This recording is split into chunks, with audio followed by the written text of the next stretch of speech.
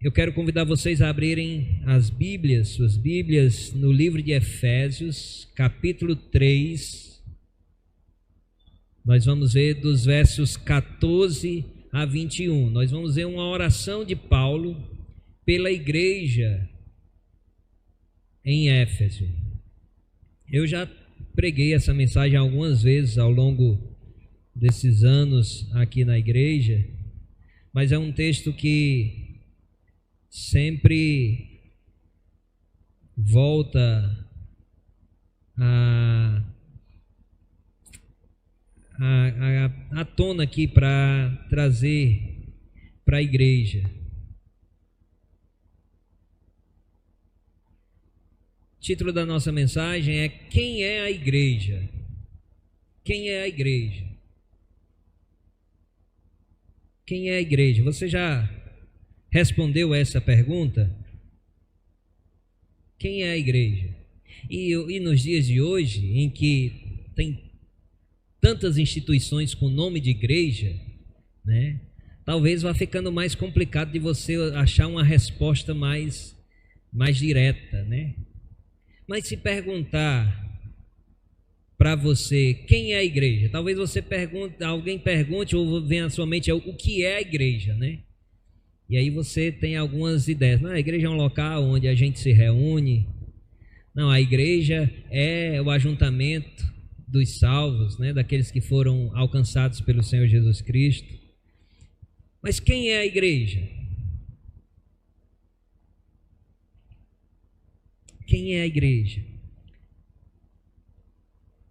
Vamos ler o texto, Efésios 3:14. Depois eu trago um pouquinho do contexto do texto. Como a gente não está pregando aqui em série, então a gente pode ficar um pouco perdido só com a leitura. Mas vamos ler e depois eu tento contextualizar para os irmãos.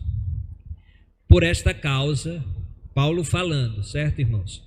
Por esta causa, me ponho de joelho diante do Pai, de quem toma o nome toda a família, tanto no céu como sobre a terra, para que, segundo a riqueza da sua glória, vos conceda que sejais fortalecidos com poder, mediante o Espírito no homem interior, e assim habite Cristo no vosso coração pela fé, estando vós arraigados e alicerçados em amor, a fim de poderes compreender com todos os santos qual é a largura e o comprimento, e a altura e a profundidade, e conhecer o amor de Cristo, que excede todo entendimento, para que sejais tomados de toda a plenitude de Deus.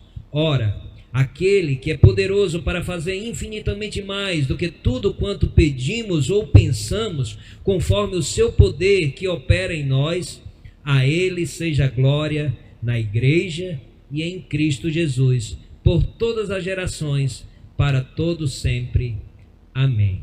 Amém? A gente terminou a série de Colossenses há poucos, né? Há um mês atrás, e a gente teve um texto que era semelhante, né? Paulo usa as mesmas palavras semelhantes para trazer o ensino. Mas aqui vou dar um enfoque diferente do que realmente o próprio texto nos traz, né? O livro de Efésios, ele vai mostrar que em Cristo Deus forma e edifica a sua igreja para viver a riqueza da salvação, para viver também a unidade do Espírito Santo e a santidade que glorifica o seu nome, né? Nos primeiros 3 capítulos de Efésios, Paulo vai trazer fundamentos da nossa salvação, e é um texto que a gente pode considerar muito profundo, porque Paulo traz uma revelação de como Deus age na salvação, desde antes da fundação do mundo, né? Ele vai falar de predestinação, ele vai falar de chamado, né? Ele vai dar as bases da doutrina da salvação, da soterologia, né? Nos 3 últimos capítulos, do capítulo 4 até o capítulo 6, Paulo ele vai sair da teoria, né, do fundamento, para a prática, como a igreja pode viver aquilo ali, ou como ela tem que viver aquilo ali. Nesse texto aqui que nós lemos, Paulo está nessa transição. Depois dele falar desses fundamentos, que Deus é soberano na salvação, que a salvação não é fruto das nossas mãos. Quando a gente lembra do capítulo 2 de Efésios, né, que diz que pela graça nós somos salvos mediante a fé, e não vem de nós, é dom de Deus, é presente de Deus, não é por obras, não é pelo esforço. A salvação é de Deus, é Deus quem dá a salvação, é Deus quem sustenta a nossa salvação. Não somos nós que nos agarramos na salvação, é Deus quem nos sustenta na salvação. E ele mostra que isso é obra soberana de Deus para com pessoas indignas. Estávamos mortos nos nossos delitos e pecados, né? Como todos estavam, mas ele nos salvou.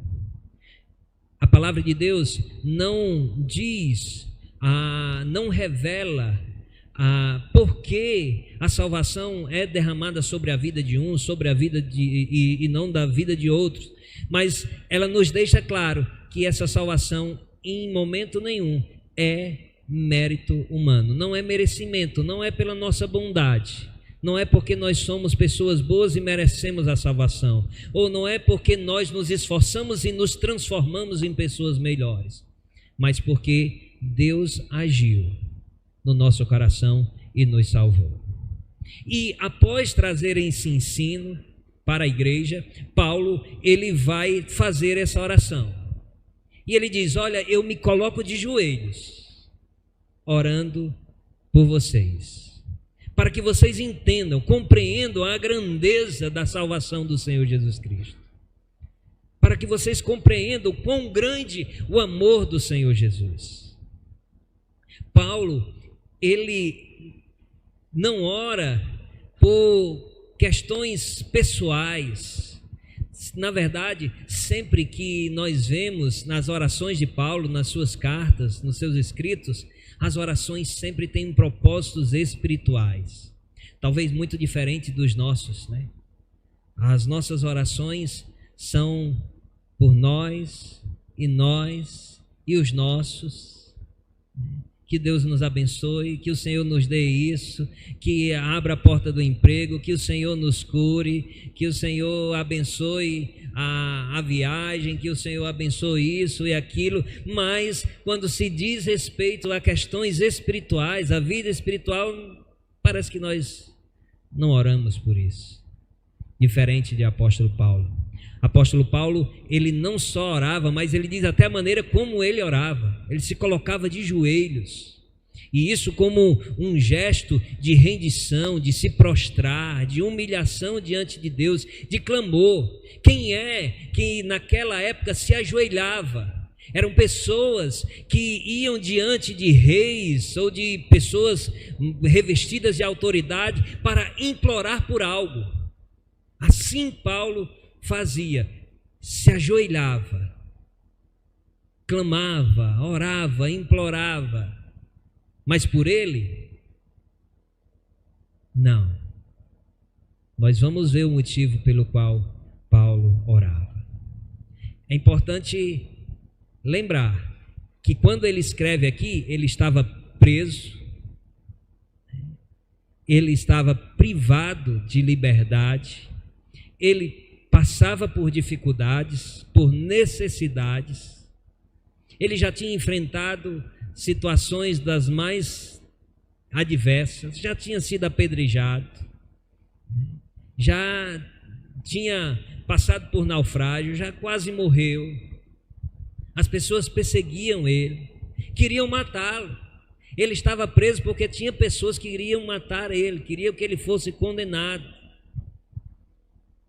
Paulo, ele escreve a carta e não diz assim: pessoal, ore por mim, ore para que nada de ruim aconteça comigo, que Deus me proteja. Não.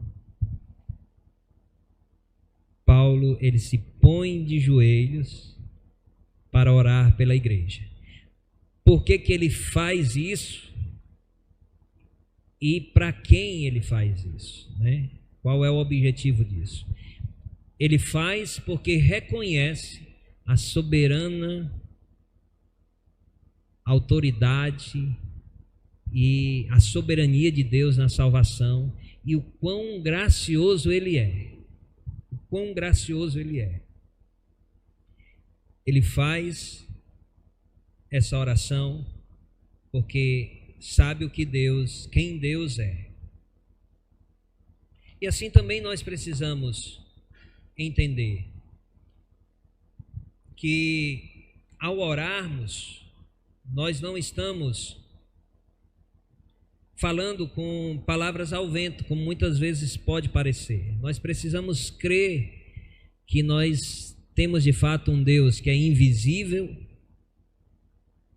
que nós não podemos tocar, nós não vemos, mas nós não podemos duvidar da sua existência e do seu poder.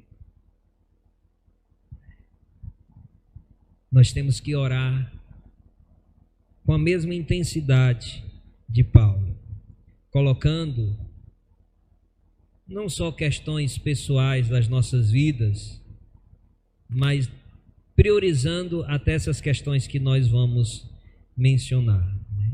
Paulo, nessa oração, ele diz quem é a igreja. A igreja é o povo de Deus, fortalecido pelo Espírito Santo, habitado por Cristo e firmado em seu amor, com o propósito de glorificar o nome de Deus. A palavra de Deus nos revela num todo que nós fomos criados para a glória de Deus. Às vezes não, quase sempre nós esquecemos disso, ou talvez muitos nem saibam disso, que o propósito da sua vida é glorificar a Deus. Nós achamos que o propósito da nossa vida é alcançar os nossos sonhos ou os nossos objetivos. E isso é verdade, nós achamos isso mesmo, porque é nisso que empenhamos a nossa vida. Nós dedicamos toda a nossa vida em alcançar coisas dessa vida. Mas a palavra de Deus nos chama a entender quem nós somos como igreja do Senhor. Quem é a igreja? Nos versículos 14 e 16, vamos ler novamente. Paulo vai dizer que a igreja é um povo fortalecido pelo poder do Espírito Santo. Por esta causa me ponho de joelhos diante do Pai, de quem toma o nome toda a família, tanto nos céus como sobre a terra, para que, segundo a riqueza da sua glória, vos conceda que sejais fortalecidos com poder mediante o seu Espírito no homem interior. Eu não vou estar aqui trazendo uma exposição detalhada de cada parte, porque senão a gente ia se estender muito.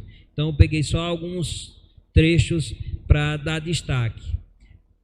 Nesse primeiro trecho aqui, eu destaco que a igreja é um povo fortalecido pelo poder do Espírito Santo. O Senhor nos salvou, nos resgatou do império das trevas, nos deu vida quando nós estávamos mortos nos nossos delitos e pecados, nos transformou não em um indivíduo, mas em um povo, que cada um, como diz a própria carta de Efésios, que cada um, uma justa cooperação, produz o próprio crescimento. É a igreja do Senhor. A igreja é uma figura de linguagem usada na palavra de Deus, que descreve o corpo de Cristo, no qual ele é cabeça. Essa é a igreja do Senhor. E quem é a igreja? Nesse primeiro trecho, ele diz que é um povo fortalecido pelo poder do Espírito Santo. Nós não estamos aqui pela nossa própria força. Isso na realidade é um fato. Se fosse pela nossa própria força, ou eu vou falar por mim, se fosse pela minha força, eu não estaria mais aqui. Eu nem sei quanto tempo eu estaria aqui buscando conhecer mais de Deus e servir ao Senhor. Mas pela graça do Senhor, fortalecido no poder do Espírito Santo, ele está sustentado já há muitos anos, mais de 30, assim como muitos outros.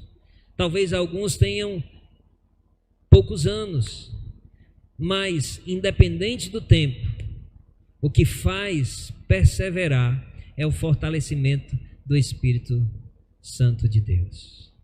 Por que nós permanecemos de pé? Porque nós somos fortalecidos pelo poder do Espírito Santo. E aqui o texto, ele não vai abranger como se dá todas as coisas, mas a palavra de Deus num todo nos mostra como isso acontece na prática, quando nós damos lugar ao Espírito Santo para que sejamos fortalecidos. Quando nós não damos lugar, nós não somos fortalecidos. O próprio Efésios diz que lá na frente que nós temos que nos encher do Espírito Santo, né? Ele contrapondo com as coisas desse mundo, não se encheis de vinho, né? Se embriagueis com vinho, mas enchei-vos do Espírito Santo.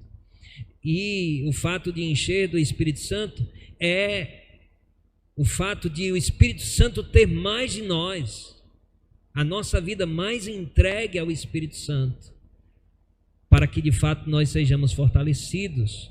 Fortalecidos para quê? Fortalecidos para resistir no dia mau, fortalecidos para enfrentar as adversidades, as circunstâncias que são difíceis, que vêm nas nossas vidas, sempre tempestades. Temos momentos de bonança por causa da graça de Deus, da misericórdia de Deus, mas nós temos também momentos de muita dificuldade. Chamado para seguir ao Senhor Jesus Cristo não é um chamado para um passeio no parque, como muitos querem mostrar, como muitos querem dizer, com o intuito apenas de atrair. Venham para cá que os seus problemas vão se acabar, sua vida vai ser transformada. De fato, não para cá, para a igreja em si, mas para Cristo a nossa vida é transformada. Mas as circunstâncias permanecem as mesmas. A diferença é como nós encaramos ela e com quem nós encaramos essas circunstâncias. No poder de quem? No poder do Espírito Santo. Paulo inicia sua oração dizendo: por esta causa me ponho de joelhos diante do Pai. A posição de joelhos demonstra reverência, dependência e humildade diante de Deus. O apóstolo reconhece que somente o Pai pode realizar aquilo que ele está pedindo. Ele ora segundo a riqueza da glória, a riqueza da glória de Deus. Paulo não ora segundo a nossa necessidade ou segundo a nossa a pobreza, mas segundo a riqueza da glória de Deus. Senhor, não é pelo nosso merecimento, porque se o Senhor olhar para nós, como nós cantamos, nada encontrará de bom, nada encontrará de bom, por mais bom que a gente acha que seja, porque quando nós procuramos nos avaliar com outras pessoas, nós começamos, não, eu sou melhor do que aquela pessoa, eu sou uma pessoa mais boa do que aquela pessoa, mas o parâmetro, aquilo que é referência para a nossa comparação, não é o outro, não é o próximo, não é a pessoa mais ruim, também não é a pessoa melhor que a gente conhece, é o Senhor Jesus Cristo, é o Senhor. Mais uma vez, como cantamos, um coração igual ao do Senhor, ser parecido com o Senhor. Nós somos chamados a ser imitadores de Cristo. Nós somos chamados a seguir ao Senhor Jesus Cristo, a negar a nós mesmos e fazer a vontade do Senhor. Paulo, ele não ora baseado na nossa bondade, nas nossas obras. Ele ora baseado na glória de Deus. Às vezes você pode talvez ter um senso de reconhecimento de que você não é bom, que você não merece nada e pode de repente achar, eu não mereço estar na presença de Deus, então não vou orar. Eu já vi pessoas me procurando para dizer isso, eu não tenho coragem de buscar a Deus em oração porque eu sou pecador.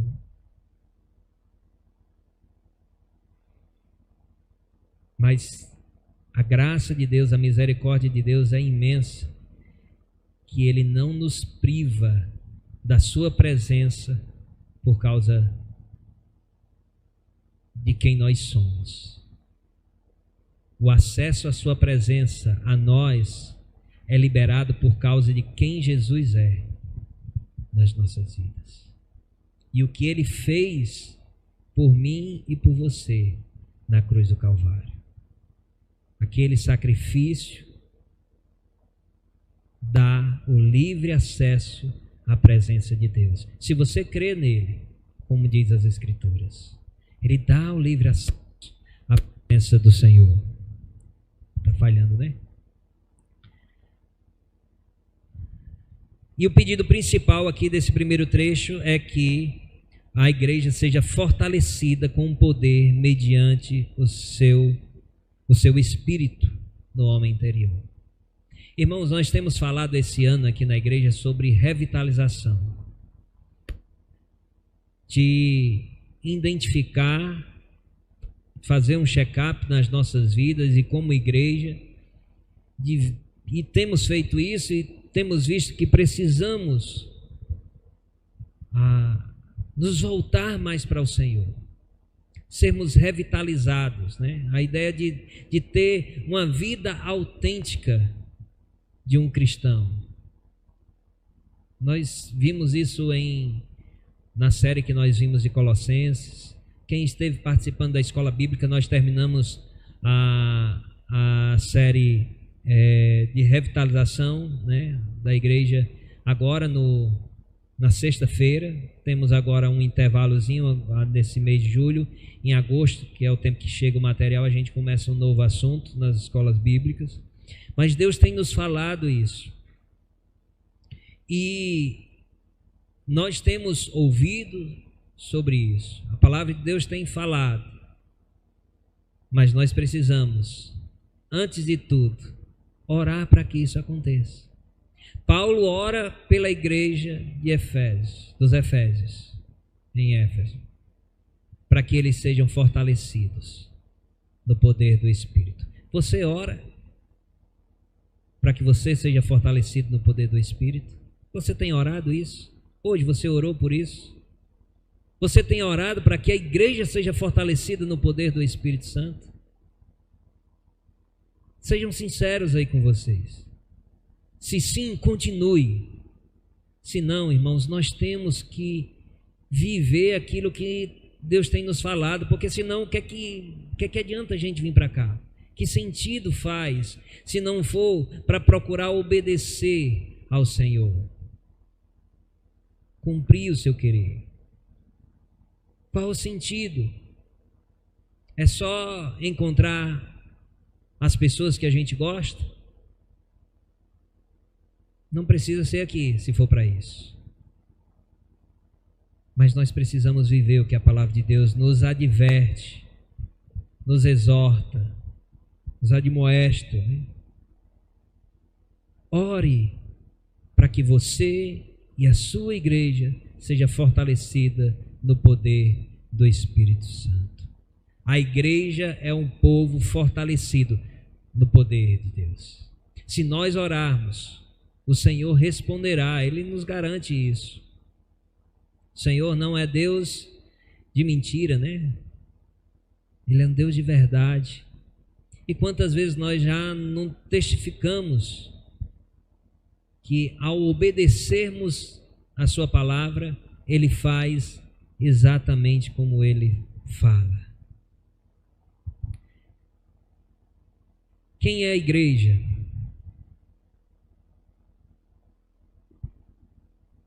Versículo 17 e 19 diz que a igreja é um povo habitado pelo próprio Cristo. E assim habite Cristo no vosso coração, pela fé. E ele vai falar no 19, e conhecer o amor de Cristo. Conhecer o amor de Cristo. À primeira vista, pode parecer estranho Paulo pedir que Cristo habite no coração dos cristãos, pois todo convertido já é habitado por Cristo, não é verdade? Nós cremos, a palavra de Deus nos diz isso, e nós cremos que uma vez que nós cremos no Senhor Jesus Cristo, confessamos como nosso Senhor, Ele passa a habitar em nós. Nós somos a habitação de Cristo. E Paulo ele está falando para crente, e está dizendo que habite Cristo em vosso coração.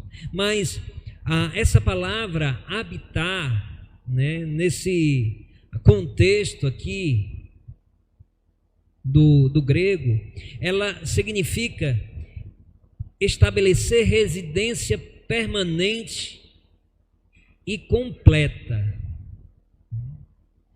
Traz a ideia de um governo completo.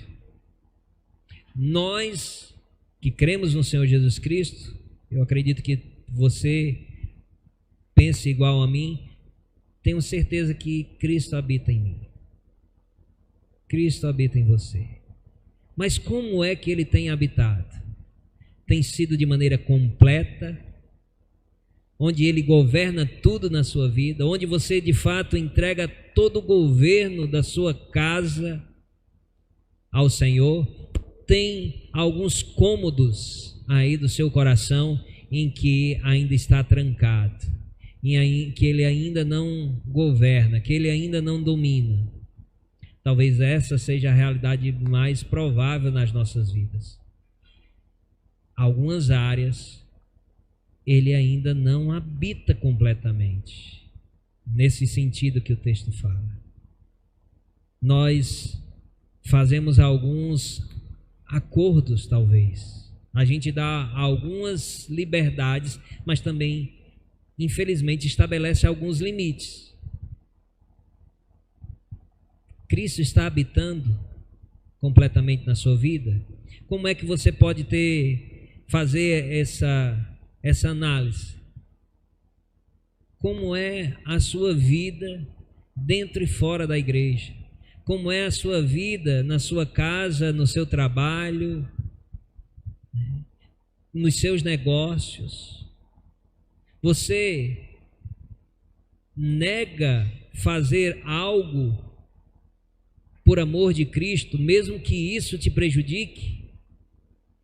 Porque muitas vezes a gente tem que fazer isso, dizer não para algumas coisas que são até tentadoras, ou compromissos que nós assumimos impensadamente e que precisam ser negados porque nós temos um compromisso maior com o Senhor Jesus. Às vezes nós tomamos passos nas nossas vidas que quando a gente vê, diz, rapaz, isso está me levando ao pecado. E a gente precisa ter coragem de voltar atrás, mesmo que isso traga prejuízo, seja de que área for. Por quê? Porque Cristo é que tem que mandar na nossa vida. Cristo é que tem que governar. Ele tem que habitar. Paulo, ele ora de joelhos pela igreja para que Cristo habite completamente no coração da igreja. Que nós oremos para que estejamos fazendo a vontade do Senhor de maneira completa, em tudo, na nossa vida, na vida dos nossos irmãos. Às vezes a gente pega e olha e avalia a vida do irmão, diz, o irmão está fazendo isso, o irmão está pecando aqui, o irmão está errando acolá. E às vezes a gente fica só na crítica, a gente fica às vezes conversando com um e com o outro, mas a gente não tem a atitude de amor, primeiro em tratar com o irmão e até antes disso, de orar para que Cristo habite no coração do irmão de maneira completa, para que ele seja fortalecido no poder do Espírito Santo.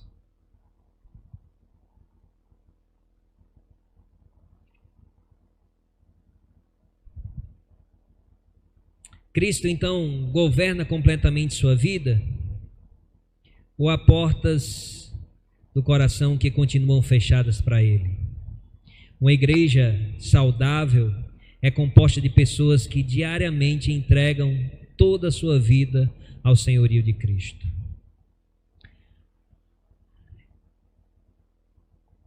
Ser cheio da plenitude de Deus. O texto também fala isso, né? E isso não significa a gente possuir mais de Deus, mas de permitir que Deus possua mais de nós. Ele possua por completo a nossa vida.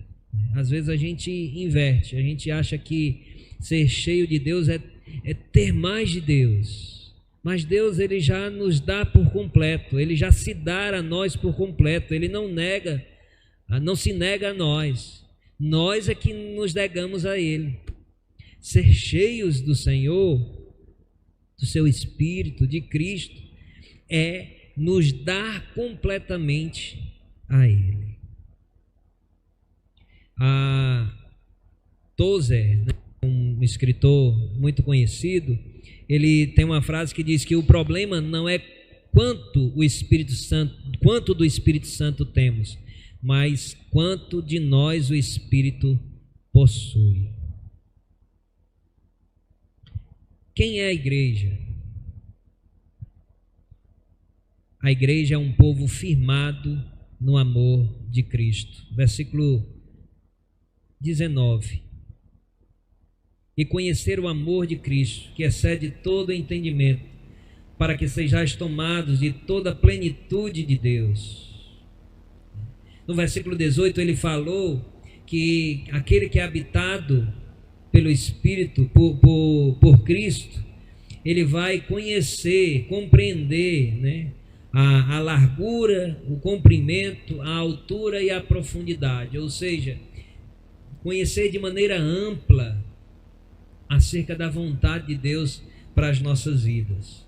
E às vezes isso pode parecer difícil. Como é que a gente pode conhecer plenamente de Deus, né? Completamente de Deus? Deus é um ser soberano, totalmente maior do que a nossa mente pode imaginar. Mas Paulo, ele diz, olha, aquele que faz infinitamente mais do que pedimos ou pensamos, ele pode realizar isso. Nós podemos ter uma vida contínua de crescimento no conhecimento de Deus. Uma vida contínua no conhecimento do crescimento em Deus. Na verdade, nós somos chamados a isso. E a melhor maneira de vivermos essa vida enquanto estamos aqui é viver assim. Conhecer e prosseguir conhecendo mais o Senhor. E aí ele vai falar que a igreja é um povo firmado no amor de Cristo. Uma característica distintiva da igreja de qualquer outro povo, verdadeiramente, é o amor. O Senhor Jesus Cristo diz que o mundo saberá que nós somos dele se nós amarmos uns aos outros. É assim. O mundo não vai saber que eu sou de Deus por causa da minha pregação, porque eu tenho um título, porque eu estou aqui diante da igreja. Não é isso que vai fazer que o mundo saiba que eu sou de Deus. É se eu tiver amor pelos meus irmãos, se eu tiver amor prático para com os que estão ao meu redor. A igreja do Senhor Jesus Cristo, sabe quem ela é? Ela é a comunidade do amor. Se isso não está sendo expresso nas nossas atitudes, nós não estamos sendo a igreja do Senhor Jesus Cristo que Ele nos chama. Isso se dá por quê? Porque nós não estamos sendo fortalecidos no poder do seu Espírito, porque nós não estamos deixando ser habitados por Cristo. O resultado, vai faltar amor, vai sobrar ego, vai sobrar orgulho, vai sobrar altivez, vai sobrar individualismo, independência, solitude, vai sobrar tudo isso. Agora, se formos fortalecidos no poder do Espírito, se formos habitados por Cristo, nós vamos estar firmados em amor. Nós vamos estar nos alegrando com a alegria do nosso irmão, celebrando as suas vitórias, celebrando as suas conquistas, tendo grande gozo em apenas ver o irmão. Ao passar por ele na rua, nós vamos ter uma grande alegria. Nós vamos sofrer com quem está passando dificuldade. Nós vamos chorar com quem está em luto. Nós vamos ajudar quem precisa. Nós vamos até deixar de comprar uma coisa que a gente quer, que de repente não é tão importante, para ajudar a quem está passando necessidade. Porque às vezes a gente até dá uma ajuda, se não sobra, se não vai fazer falta. Mas a comunidade do amor expressa na palavra de Deus é aquela que diz que se você tem 2 capas, dá uma a quem não tem. Fica só com uma. E tem o ditado, quem tem um não tem nenhum, né? Não tem nada. Pois é chamada a isso aí. Você é impulsionado pelo amor de Cristo a ser capaz de fazer isso? Talvez não. Eu não sou, meus irmãos. Eu ainda sou muito egoísta. Eu ainda olho muito para mim, para as minhas coisas, para os meus. Eu preciso orar assim como Paulo, para que Deus me fortaleça no seu espírito, para que Cristo habite completamente na minha vida, para que o resultado seja visto na minha vida de maneira sincera, natural, parecer, mas para cumprir a vontade de Deus, por amor aos meus irmãos, não só os irmãos, mas a todo que precisar. Nós somos chamados a progredir nisso. Nós não sabemos qual é o limite. Nós não sabemos até onde nós podemos crescer nesse amor. Até onde nós podemos conhecer esse amor de Deus, a sua largura, a sua altura, seu comprimento, sua profundidade, nós não sabemos. Ele dá uma imagem aqui 4D, né? Nós não sabemos, mas nós sabemos que se nós dispormos os nossos corações, Deus fará infinitamente mais do que nós pedimos e do que nós oramos, nós pensamos. E olha que muitas vezes as pessoas usam esse texto aplicando a conquistas pessoais, não é verdade? O Senhor vai fazer infinitamente mais. Eu quero conseguir um transporte, eu quero um carro, eu creio em Deus porque Ele faz infinitamente mais do que eu peço. Não é isso. É vida. É relacionamento com Deus. É estar ligado ao Senhor. Isso é sermos vivificados. Isso é a igreja. Quem é a igreja? A igreja é um povo fortalecido no poder do Espírito Santo. É um povo habitado por Cristo. É um povo fundamentado, firmado no amor de Cristo. E nos últimos 2 versículos, Paulo traz o resultado de tudo isso. E qual é o resultado que nós devemos produzir? A igreja é o lugar onde Deus manifesta a sua glória. Onde Deus manifesta a sua glória. Nos últimos 2 versículos diz: ora, aquele que é poderoso para fazer infinitamente mais do que tudo quanto pedimos ou pensamos, conforme o seu poder que opera em nós, a ele seja a glória na igreja e em Cristo, por todas as gerações, para todos sempre. Amém. Amém. Quantas gerações já passaram até chegar aqui a nós? E quando Paulo escreveu: agora é nossa vez. É nossa vez de glorificar o nome de Deus. Nós fomos criados para a glória do Senhor. E nós vamos glorificar ao Senhor unicamente se nós formos totalmente cheios da plenitude de Deus nas nossas vidas. Cheios do Espírito Santo, cheios, habitados por Cristo, vivendo em amor. Vivendo em amor.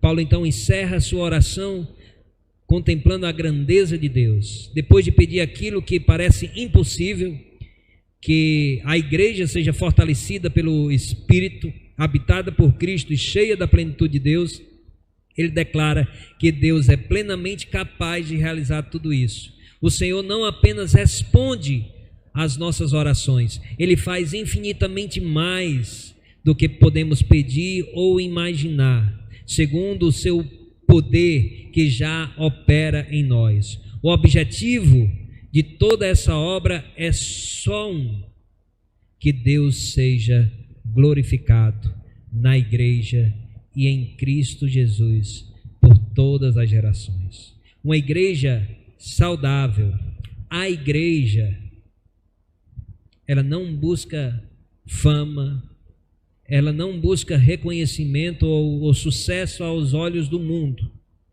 Ela não se preocupa com os seus programas, com as suas atividades, mais do que as outras coisas. O seu maior desejo é que Cristo seja conhecido, amado e exaltado. Quando Deus ocupa o centro da vida da igreja, a glória deixa de ser dos homens e volta para quem sempre pertenceu. Somente a Deus a glória. Somente a Deus a glória. A oração de Paulo revela o propósito eterno de Deus de habitar com o seu povo. O pecado rompeu essa comunhão, mas em Cristo Deus restaurou esse relacionamento e fez a igreja o seu templo por meio do Espírito Santo. Assim, a igreja é a comunidade fortalecida, habitada pelo Espírito Santo e é habitada por Cristo. Hoje o Senhor nos chama a dar atenção a essas palavras, não as minhas palavras, mas a palavra de Deus, a própria Escritura. Não quero aqui que você se prenda a alguma fala minha ou a algum argumento, porque os meus argumentos são fracos, os meus pensamentos são limitados. Mas eu te convido, irmãos, a atentar para aquilo que a palavra de Deus nos chama. Hoje, e sempre tem feito aqui. Domingo após domingo nós estamos nos reunindo aqui para louvar ao Senhor, para ler a sua palavra, para meditar nela por meio da pregação. E a gente sempre tem chamado, porque assim a palavra nos chama, para viver as Escrituras. Mas a gente precisa de fato compreender que nós só somos igreja,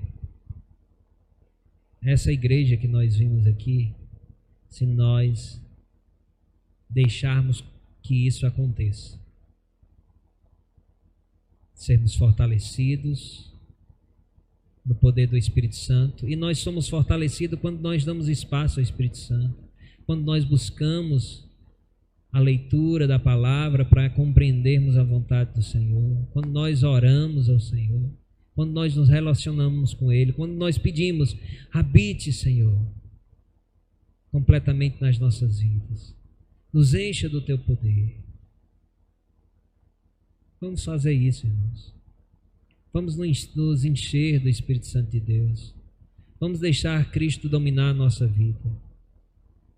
Nós só vamos ver transformações relevantes na nossa igreja, nessa igreja local, igreja do Senhor Jesus Cristo, se nós passarmos para o passo da prática. Se a gente ficar só ouvindo, a gente vai passar aqui anos e anos e nada vai mudar. Mas se nós ouvirmos e aplicarmos a palavra de Deus, Ele vai fazer infinitamente mais do que a gente pode imaginar. Nós poderemos testemunhar e experimentar uma igreja totalmente outra. Não para a glória da placa da igreja, mas para a glória de Deus. Porque a vontade de Deus é que nós sejamos uma igreja que seja sal da terra e luz do mundo. Que seja o local onde a glória de Deus é refletida nessa cidade, nessa pequena cidade.